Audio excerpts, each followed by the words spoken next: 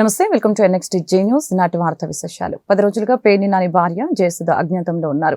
Case దర్యాప్తుగా సహకరించాల్సిందిగా ఆదివారం పోలీసులు నోటీసులు జారీ చేశారు. అయితే ఇంట్లో ఎవరు లేకపోవడంతో ఇంటికి నోటీసులు అంటించారు. ఇంతవరకు పేర్ని నాని కుటుంబ సభ్యులు స్పందించకపోవడంతో వారి కోసం పోలీసులు గాలింపు చర్యలు చేపట్టారు. రేషన్ బియ్యం మాయం కేసులో వైఎస్ఆర్సీపీ నేత మాజీ మంత్రి పేర్ని నాని కుటుంబం పరారీలో ఉన్నట్లు తెలుస్తోంది. పోలీసుల నోటీసులపై పేర్ని నాని, ఆయన కుమారుడు కిట్టు ఇప్పటివరకు స్పందించలేదు. మరొక వైపు పేర్ని నాని భార్య జయసుధపై పోలీసులు లూకౌట్ నోటీసులను జారీ చేశారు. ప్రస్తుతం ఈ అంశం చర్చనీయాంశంగా మారింది. కేసులో నిందితులుగా పేర్ని నాని భార్య జయసుధ, ఆమె వ్యక్తిగత కార్యదర్శి మానస తేజ కోసం పోలీసులు గాలిస్తూ ఉన్నారు.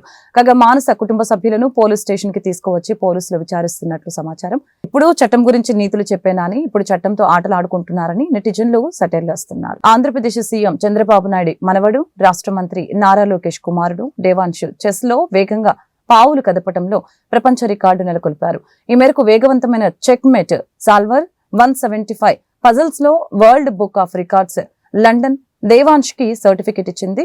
దేవాన్ష్ ఈ రికార్డుని నెలకొల్పడంపై నారా లోకేష్ స్పందిస్తూ ఈ గేమ్ ను తన కుమారుడు చాలా ఇష్టంగా ఆడేవాడని చెప్పారు. గ్లోబల్ అరేనాలో భారతీయ చెస్ క్రీడాకారుల నుంచి దేవాన్ష్ ప్రేరణ పొందాడని తెలిపారు. కొన్ని వారాలుగా దేవాన్ష్ రోజుకి 5-6 గంటలు శిక్షణ తీసుకుంటున్నాడని చెప్పారు. మరెన్నో విజయాలు సాధించాలని తాను కోరుకుంటున్నట్లు తెలిపారు. దీనిపై నారా బ్రాహ్మణి స్పందిస్తూ ఈ విషయాన్ని చెప్తున్నందుకు చాలా ఆనందంగా ఉంది. దేవాన్ష్ వేగవంతమైన చెక్మేట్ సోల్వర్ 175 పజల్స్ లో ప్రపంచ రికార్డును సాధించాడు. లండన్లోని ప్రతిష్టాత్మక వరల్డ్ బుక్ ఆఫ్ రికార్డ్స్ నుంచి అధికారికంగా సర్టిఫికెట్ స్వీకరించాడు. సంవత్సరాల తరబడి దేవాన్ష్ అంకిత భావం, పట్టుదలని చూడటం నిజంగా స్ఫూర్తిదాయకంగా ఉంది. ఈ అద్భుతమైన విజయానికి మార్గనిర్దేశం చేసిన కోచ్ కె రాజశేఖర్ రెడ్డి రాయ్ అకాడమీకి హృదయపూర్వక కృతజ్ఞతలని తెలిపారు. ఏపీని వరుణుడు వీడలేదు. పశ్చిమ బంగాళాఖాతంలో తీవ్ర అల్పపీడనం కొనసాగుతోంది. ఇది పశ్చిమ నైరుతి దిశగా కదులుతూ మంగళవారం నాటికి ఉత్తర తమిళనాడు, ఏపీలోని దక్షిణ కోస్తా తీరాల వైపు వెళ్తుందని వాతావరణ శాఖ తెలిపింది. తీవ్ర అల్పపీడనం ప్రభావంతో ఏపీలోని పలు జిల్లాలు గురువారం వరకు మోస్తారు నుంచే భారీ వర్షాలు కురిసే అవకాశం ఉంది. ముఖ్యంగా తిరుపతి, నెల్లూరు, ప్రకాశం, బాపట్ల తదితర జిల్లాల్లో భారీ వర్షాలు కురిసే ఛాన్స్ ఉన్నట్లు వాతావరణ శాఖ పేర్కొంది. బుధవారం వరకు సముద్రంలో గంటకి గరిష్టంగా 55 కిలోమీటర్ల వేగంతో గాలులు వీస్తాయని, సముద్రం అల్లకల్లోలంగా ఉంటుందని, గురువారం వరకు మత్స్యకారులు సముద్రంలోకి వేటకు వెళ్లవద్దని అధికారులు తెలిపారు. మరొకవైపు రాష్ట్రంలోని పోర్టులకి 3 నెంబర్ హెచ్చరికలు జారీ చేశారు. ఆదివారం సాయంత్రానికి తీవ్ర అల్పపీడనంగా సముద్రంలోని పూర్తిగా బలహీనం పడుతుందని వాతావరణ శాఖ అంచనా వేసింది. కానీ అల్పపీడనం ఉత్తర తమిళనాడు, దక్షిణ కోస్తా తీరాల వైపు పయనిస్తున్నట్లు వాతావరణ శాఖ అధికారులు పేర్కొన్నారు. దీని ప్రభావం గురువారం వరకు ఉంటుందా, అయితే అల్పపీడనం తీరానికి చేరువగా వెళ్తుందా లేక తీరం దాటుతుందా అనే అంశంపై స్పష్టత రావాల్సి ఉంది. AP deputy CM Pawan Kalyan ఆసక్తికర కామెంట్స్ చేసిన సంగతి తెలిసిందే.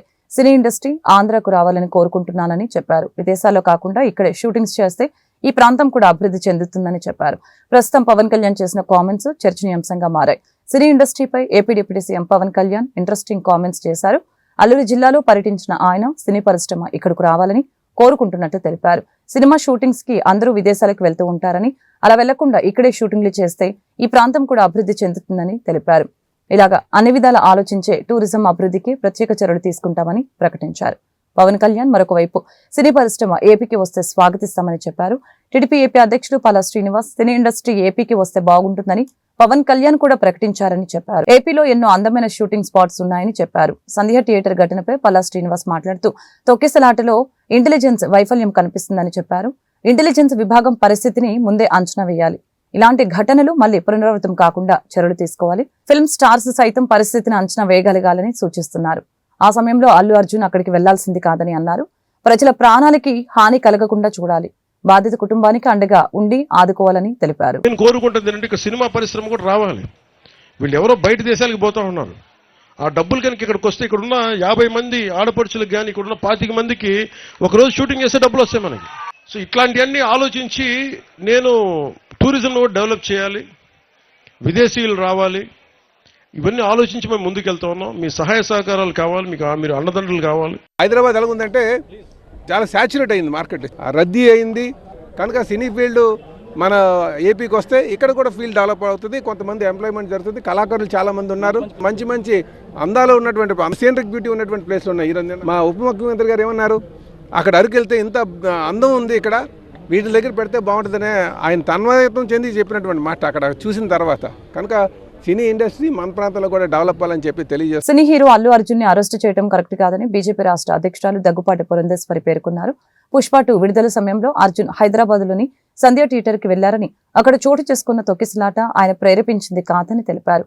ఈ కేసులో మిగిలిన వారిని కాకుండా A11 గా ఉన్న అల్లు అర్జున్ ని అరెస్టు చేయడం సమంజసం కాదని చెప్పారు. ఇది ఆల్రెడీ జరిగిపోయిందండి. నేను ఆల్రెడీ ట్విట్టర్లో కూడా నా స్పందన నేను పెట్టడం జరిగింది. అల్లు అర్జున్ గారు ఆనాడు ఒక సినీ కథానాయకుడిగా అక్కడికి రావడం జరిగింది. ఆయన ప్రేరేపించింది కాదు. ఆయన A11గా ఉన్నారు. ఆయన చూసుకున్నట్లయితే మిగతా వారిని కాకుండా ఈయన అరెస్ట్ చేయడం అనేది కరెక్ట్ కాదు అనేది మా యొక్క అభిప్రాయం. అది డెఫినెట్గా నిన్న కూడా చర్చ జరిగింది కదా తెలంగాణలో. దంత వైద్యులు నమ్మకానికి ప్రతీక, చిరునవ్వులకి చిరునామా. అలాంటి ఈ వృత్తి దేవుడిచ్చిన ఓ వరం. సిబా డెంటల్ కాలేజీ వార్షికోత్సవ వేడుకలకి స్థానిక ఎమ్మెల్యే ధూళిపాల నరేంద్ర గారితో కలిసి హాజరైన క్రమంలో వైద్యులకు ఎదురయ్యే సవాలని అధిగమించే క్రమాన్ని వివరించగలిగాం. పేషెంట్లకు వైద్యులు అందించే నమ్మకం, భరోసా వృత్తిపరంగా ఆ వైద్యులను ఉన్నత స్థానాలకు చేరుస్తుందని మర్చిపోవద్దని సూచించారు. Dental doctor could be one of your stepping stone, but build other habits. Sometimes, what happens actually, when I was a child, my father said, you should be a doctor. Then I went to become a doctor. But these days you have a lot more knowledge and your heart will tell you what you are really good at it. So don't let your passion, your desire be obstructed because you have become a dental doctor. And you can cultivate both of them while you are preparing for dentistry. Take Saturday, Sunday, evenings, follow your passion. At some point, if that takes off, you can happily leave dentistry. Dentistry is not the end of the world. So that's number 2. Number 3, you are all probably, because you are all here, that means you are some of the top people in dental profession, I assume, based on this ranking and whatever the marks. When you have 75 ఏళ్ల స్వాతంత్ర భారతదేశంలో ఎప్పుడు చూడనటువంటి దారుణాలు పార్లమెంట్లో చూశామని BJP అధికార ప్రతినిధి సాధినేని ఆమె శర్మ తెలిపారు. విజయవాడలో ఆమె మీడియాతో మాట్లాడారు. కేంద్ర హోంమంత్రి అమిత్ షా వీడియో పేరుతో బీజేపీని బూచిగా చూపించే ప్రయత్నం చేస్తుందని ఆమె మండిపడ్డారు. డాక్టర్ బిఆర్ అంబేద్కర్ పై అమిత్ షా చేసిన వ్యాఖ్యలను వక్రీకరించి తప్పుడు ప్రచారం చేస్తున్నారని యామిని ఆగ్రహం వ్యక్తం చేశారు. అమిత్ షా మాటలని ఎడిట్ చేస్తూ ప్రచారం చేస్తున్నారంటూ నిప్పులు చెరిగారు. ఈ ఘటనను తాను ఖండిస్తున్నట్లు బీజేపీ అధికార ప్రతినిధి యామిని శర్మ తెలిపారు. ఒక రకమైనటువంటి నిందలు వేయాలి అని చెప్పని చేసిన ప్రయత్నాన్ని భారతీయ జనతా పార్టీ తీవ్రంగా ఖండిస్తోంది. మనకు తెలుసు, ఒక సామెత ఉంది తెలుగులో, పుట్టకతో వచ్చింది పిడకలతో కానీ పోదు అని. అలాగే కాంగ్రెస్ పార్టీ పెట్టినప్పటి నుంచి, అసలు పెట్టిందే విదేశీయులు, కానీ అది పెట్టినప్పటి నుంచి కూడా ఏ విధంగా భారతదేశాన్ని, భారత ప్రజల్ని పట్టి పీడిద్దాము, అవినీతి చేసి భారతదేశ ప్రజల యొక్క రక్తాన్ని పీడిద్దాము, అవినీతి చేసి వాళ్ళ కుటుంబాన్ని సామ్రాజ్యంను ఏర్పాటు చేసుకొని దేశాన్ని ఎల్లకాలము మనమే పాలన చేయాలని చెప్పని వారి స్వార్థం ఉన్నదో మనం చూస్తూనే ఉన్నాం. ఎన్నో దేశ వ్యతిరేక చర్యలు కూడా కాంగ్రెస్ పార్టీ చేస్తూనే ఉంది. దాన్ని ఎటువంటి చర్యలు కూడా, అంటే చాలా భాగం కూడా భారతదేశ భూభాగం విదేశాలు ఆక్రమించుకోవడానికి అవకాశం ఇచ్చింది కూడా కాంగ్రెస్ హయాంలోనే. గత వారం చర్చలో చూస్తే పార్లమెంట్లో చాలా పెద్ద రగడ చేశారు. అమిత్ షా గారు, కేంద్ర హోంమంత్రి అమిత్ షా గారు పార్లమెంట్లో మాట్లాడినటువంటి ఒక సందర్భంలో కొన్ని సెకండ్లు, ఒక 10 సెకండ్లు వీడియో తీసుకొని దాన్ని ప్రజలకు తప్పు పట్టే విధంగా దాన్ని మిస్లీడ్ చేసి ఒక ఫేక్ నెరేటివ్ని ప్రజల మైండ్లో పంపించి భారతీయ జనతా పార్టీని బూచిగా చూపించే విధానంలో కాంగ్రెస్ పార్టీ అత్యంత దిగజారుడితనాన్ని ప్రదర్శించింది. దీన్ని భారతీయ జనతా పార్టీ తీవ్రంగా ఖండిస్తూ ఉన్నాము. అసలు పొద్దున లేస్తే రాజ్యాంగము అని చెప్పని ఒక పుస్తకం డైరీలాగా పట్టుకొని తిరుగుతూ ఉంటాడు రాహుల్ గాంధీ. కానీ ఇంతవరకు అందులో ఒక్క పేజీ కాదు కదా, ఒక్క పదము కూడా చదివినటువంటి దాఖలాలు కూడా లేవు.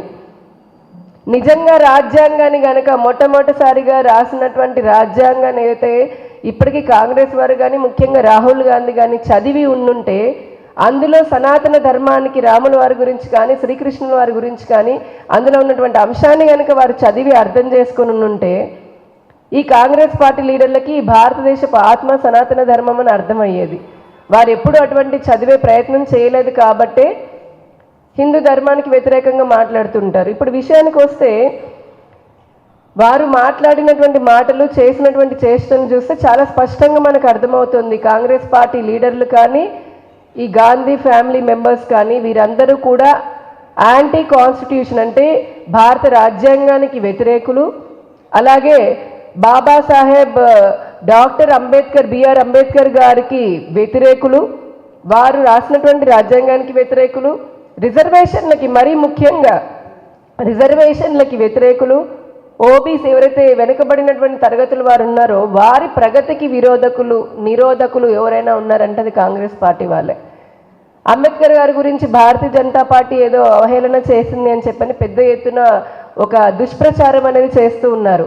మీడియా సాక్షిగా మా కేంద్ర పార్టీ కానీ అందరం కూడా, మీ అందరికీ తెలిసిందే, ఒరిజినల్ వీడియోని ఇచ్చాం కూడా మేము. ఏదైతే కాంగ్రెస్ మార్పు చేసిందో లేదా ఒక 10 సెకండ్లను చూపించి తప్పుడు ప్రచారం చేస్తుందో దానికి నిజమైనటువంటి భాషణ అయితే ఉందో అది కూడా మీ అందరి ద్వారా ప్రజలకి చేర్చే ప్రయత్నం చేశాం మేము. మొన్న లోక్సభ ఎలక్షన్స్లో కూడా చూసాము. సాక్షాత్తు భారత ప్రధాని నరేంద్ర మోదీ గారు, అలాగే కేంద్ర హోంమంత్రి అమిత్ షా గారు మాట్లాడినవి ఆర్టిఫిషియల్ ఇంటెలిజెన్స్ తోటి మార్చి పారేసి మరి దుష్ప్రచారం చేశారు ఇదే రిజర్వేషన్ల విషయంలో. ఇటువంటివి ఇంకా 7 దశాబ్దాలకు పైగా అధికారంలో ఉన్న, అధికార దాహం తీరినటువంటి వారు ఈ దేశాన్ని అన్ని రకాలుగా నాశనం చేసి ఈ దేశ ప్రజలు ఎప్పుడూ పేదరికంలో ఉండేలాగా, మగ్గిపోయేలాగా ప్రయత్నం చేసినటువంటి కాంగ్రెస్ పార్టీ వారు ఈ రోజున కూడా మళ్ళీ ఇంకా ఏదో తాపత్రయపడుతున్నారు అధికారాన్ని ఎలాగైనా సరే హస్తగతం చేసుకోవాలి అని. వాళ్ళ పార్టీ సింబల్ కూడా అదే కదా, ఎప్పుడు ఇలా హస్తంలాగా ఉంటుందంటే ఎలాగైనా సరే అధికారాన్ని హస్తగతం చేసుకోవాలి అని. నెహ్రూ నుంచి మొదలు పెడితే ఇప్పుడున్నటువంటి రాహుల్ గాంధీ లేదా ప్రియాంక గాంధీ వరకు కూడా గాంధీ ఫ్యామిలీ ఎప్పుడూ కూడా డాక్టర్ అంబేద్కర్ గారిని ఈ వార్తలు ఇంతటితో సమాప్తం. మరొక బులెటిన్లో మళ్ళీ కలుద్దాం. నమస్కారం.